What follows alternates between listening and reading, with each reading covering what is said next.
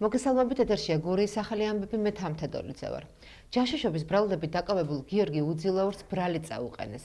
ის სახელმწიფო უსაფრთხოების სამსახურის დროებითი მოთავსების იზოლატორში იმყოფება. ფინანსთა სამინისტროს საგამოძიებო სამსახურის საზოგადოებასთან ურთიერთობის სამმართველოს ყოფილ ხელმძღვანელს გამოძიება უცხო ქვეყნის სპეცსამსახურისთვის ინფორმაციის გადაცემას ედავება. გადაცემული ინფორმაცია მოიცავდა სხვადასხვა კატეგორიის საიდუმლო მონაცემებს, რომლებიც დაკავშირებული იყო საქართველოში მიმდინარე პოლიტიკურ-ეკონომიკურ პროცესებთან, ძალოვან უწყებებსა და უსაფრთხოების სტრუქტურებში არსებულ ვითარებასთან, ეთნიკური და რელიგიური უმცირესობების შესახებ ინფორმაციასა და ინფორმაციის გადაცემის დამკვეთებისთვის საინტერესო სხვა მონაცემებთან. გარდა ამისა, მოპოვებული მტკიცებულებებით დგინდება, რომ უცხო ქვეყნის სპეცსამსახურის წარმომადგენლის დავალებით დაკავებული მუშაობდა საინფორმაციო პლატფორმების შექმნაზეც, რომლის მიზანი იყო მედია სფეროს წარმომადგენლების მოზიდვა და აღნიშნული ქსელის გამოყენებით უცხო ქვეყნის სპეცსამსახურის დაინტერესების შესაბამისად სადაზვერვო ხასიათის ინფორმაციის მოპოვება, მათ შორის რეგიონის ქვეყნების მიმართულებით. საქმეზე გამოძიება საქართველოს სისხლის სამართლის კოდექსის 314 მუხლის პირველი ნაწილით მიმდინარეობს, რაც სასჯელის სახით 8-დან 12 წლამდე თავისუფლების აღკვეთას ითვალისწინებს.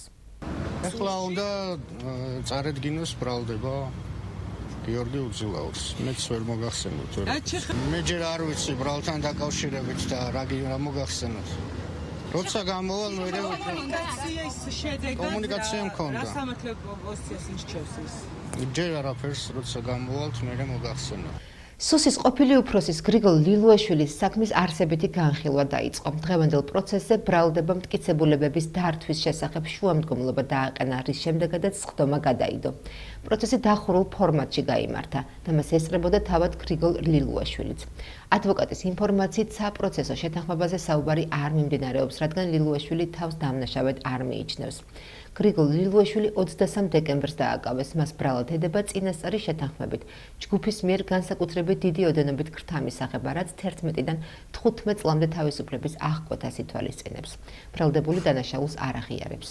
ეს იყო შუამდგომლობები, როგორც ბრალდების ხარემ, ასევე დაცვის ხარემ დამატებითი მასალები წარუდგინა სასამართლოს, ასევე მოითხოვა გარკვეულ პირთა, ამ შემთხვევაში მოწმეთა გამოსაკუთრების პირთა სიაში შეყვანა. რა თქმა უნდა, მე პროკურატურის განმარტებას ახლა ვერც დავეყნობი და არც დავადასტურებ. ეს არის მხოლოდ და მხოლოდ ექსპერტიზისათვის წარმოდგენილი გარკვეული მასალა, რომელიც პირდაპირ მნიშვნელობით არ უკავშირდება არანაირ ქონებას და მით უმეტეს ეს არ ეხება, როგორც გეუბნებით, ჩვენი დაცვის ქვეშ ყოფს ბატონ გრიგოლს. ბრალდებისა და დაცვის მხარეებს გარკვეული დოკუმენტაცია, ტექნიკური ხასიათისაც მათ შორის მოპოვებული გვქონდა, შესაბამისად დაყენდა შუამდგომლობა აღნიშნულის დართვასთან დაკავშირებით და აღნიშნულ საკითხზე სასამართლო მსჯელობას გააგრძელებს უკვე 8 რიცხვში, შესაბამისად ბრალდებისა და დაცვის მხარეს დღეს შესავალი სიტყვები არ წარმოუთქვამს. გრიგოლ ლილუაშვილის საქმეს ეხება, თუმცა კუთვნილებასთან დაკავშირებით ვამბობთ თქვენ კითხვას და ზოგადად გიდასტურებთ, რომ ეს საქმის ფაქტობრივ გარემოებებს და საქმესთან დაკავშირებულ პირებს ეხება. ჩორჩენას ეპიზოდზე გიორგი გახარიას ბრალდების საქმეზეც არსებითი განხილვა გრძელდება. სხდომა ბრალდების მხარის მტკიცებულებების გამოკვლევით განახლდა. დაიკითხნენ პროკურატურის მოწმეები. ბრალდების ინფორმაციით ისინი რეგიონში მცხოვრები პირები იყვნენ, რომლებმაც განვითარებულ მოვლენებზე ისაუბრეს. ადვოკატის განცხადებით გახარიას დანაშაულის დამადასტურებელი მტკიცებულებები არ არსებობს. ყოფილი პრემიერი ბრალს არ აღიარებს. გახარიას დანაშაულს რამდენიმე მუხლით ედავებიან, რაც 13 წლამდე თავისუფლების აღკვეთას ითვალისწინებს. არც ერთი ჩორჩანაში მაცხოვრებელი ადამიანი არ მოუყვანიათ აქ და არ უკითხავთ რეალურად ეს ადამიანები როგორი უსაფრთხოების რისკების ქვეშ ცხოვრობდნენ და რისთვის აიგო ის საგუშაგო.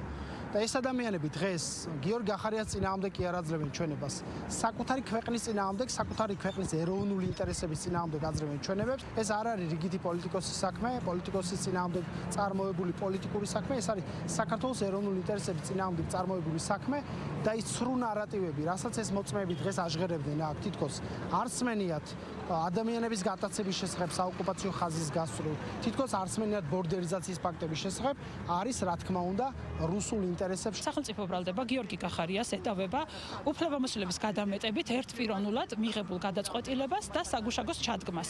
ამ შემთხვევაში სოფლის მოსახლეობამ, რომლებიც უშუალოდ ცხოვრობენ მიმდებარე ტერიტორიაზე, ამ შემთხვევაში სასამართლოს მიაწოდეს ინფორმაცია ერთ შემთხვევაში 2008 წლის აგვისტოდან გავლებულ საოკუპაციო ხაზთან და საოკუპაციო ხაზის მიმდებარედ ამ შემთხვევაში განვითარებულ მოვლენებზე და მეორე შემთხვევაში 2019 წელს აგვისტოში გიორგი გახარიას მიერ საგუშაგოს აღმართვის შემდეგ საოკუპაციო ხაზის საპასუხო ქმედებებზე.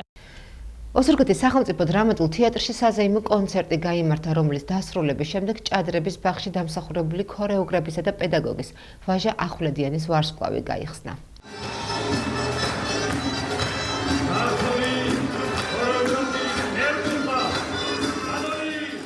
კაცმა, რომელმაც ნახევარ საუკუნეზე მეტი ფეხის წვერებზე ქართული ხალხური ქორეოგრაფიის სამსახურში ბავშვებთან ურთიერთობაში გაატარა, გუშინაც ისევ ისე მხნედ შემართებით იდგა სცენაზე და მომავალ თაობას სტოლს არუდებდა. საზეიმო ღონისძიებაზე ვარსკვლავოსან ქორეოგრაფთან ერთად სცენაზე ანსამბლები ერისიონი, გურია, ბათუმი, ასევე ფოლკლორული ანსამბლები იადონი, შემოქმედი, ჩელა და ოზურგეთის ფოლკლორის ცენტრთან არსებული სალოტბარო სკოლის გუნდი იდგა. პატარა მომღერლებმა საღამოს დასასრულს ცნობილ ქორეოგრაფს მრავალჟამიერი, მაყურებელმა კი უწყვეტი აპლოდისმენტები მიუძღვნეს.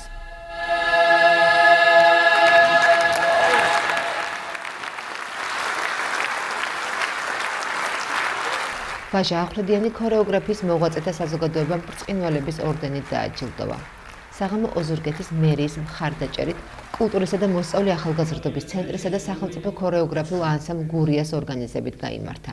ღონისძიებას არაერთი სტუმარი, რიგითი ოზურგეთელი და სამხარეო თუ ადგილობრივი ხელისუფლების წარმომადგენლები ესწრებოდნენ.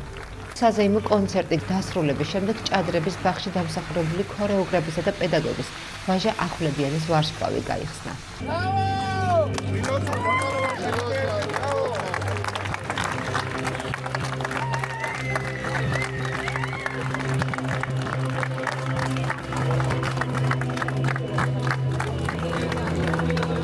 მადლობა.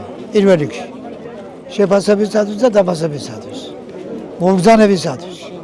იმისათვის რომ ჩვენ ვაგრძელებთ სიცოცხლეს. სიცოცხლე გრძელდება ამ ქვეყანაში. ეს იყო შესანიშნავი დღე, არა მარტო ოზურგეთელებისთვის, მთლიანად საქართველოსთვის, იმიტომ რომ ბატონი ვაჟა ახვლედიანი, რომელიც ბრძანდება მართლაც რომ მემატიანე და დიდი თავდადებული კაცი აი ქართული ხელოვნების წინაშე მას სახელობით ვარსკვლავს უხსნია. ეს არის ნამდვილად დაემსახურა ამ პიროვნება მარტო იმისთვის, რომ ამდენი თაობების აღზრდელია და ასე უდუნებით და ასეთი გულით და სულით ემსახურა მთელი თავის შეგნებული ცხოვრება ამ ჩვენს დიდ ხელოვნებას. ამიტომ დიდი მადლობა მას ამისთვის. დღევანდელი დღე იყო ძალიან ემოციური, საზეიმო, მასშტაბური. იყო ქართული სიმღერისა და ცეკვის ზეიმი, იყო უდიდესი ადამიანის, უდიდესი მოღვაწის, გურული ცეკვების უბადლო შემსრულებლისა და მისი აღდგენისა და პოპულარიზაციის საქმეში დიდი წვლილის მქონე ბატონი ვაჟა ახვლედიანის საღამო და მისი სახელობითი ვარსკვლავის გახსნა. მეწილად ხვდა ბედნიერება და მქონდა მეგრძნო ის კომფორტი ბატონ ვაჟასთან ერთად მეცეკვა სცენაზე. ეს იყო ძალიან დიდი ხნის წინათ, მაგრამ ეს იყო ჩემთვის იმდენად ემოციური და იმდენად დამახასიათებელი, რომ დღესაც ემოციებში ვარ. მინდა გულითადად მიულოცო ბატონ ვაჟა ახვლედიანს სახელობით ვარსკვლავის გახსნა, ეს ნამდვილად დამსახურებული ჯილდო იმ საქმისთვის, რასაც ის მთელი ცხოვრება ემსახურება და მინდა ვუსურვო კიდევ დიდხანს მოემსახუროს ჩვენს მომავალ თაობას და მისაყვარელ საქმეს. ოზურგეთში დამსახურებულ ქორეოგრაფსა და პედაგოგს ბატონ ვაჟა ახვლედიანს ვარსკვლავი გაუხსენით. ოზურგეთის მუნიციპალიტეტმა ამ ფორმით გამოხატა დიდი მადლიერება და სიყვარული ბატონი ვაჟას მიმართ, რომელსაც განსაკუთრებული ღვაწლი მიუძღვის ქორეოგრაფიის განვითარებასა და პოპულარიზაციაში. მან არაერთი თაობა აღზარდა და შეასწავლა ქართული ცეკვის ხელოვნება. იგი აღრძელებს ამ საქმეს და რისთვისაც მინდა მადლობა გადაუხადო მას. ბატონ ვაჟას ვულოცავ ვარსკვლავის გახსნას, ვუსურვებ ჯანმრთელობას და კიდევ ბევრ შემოქმედებით წელს.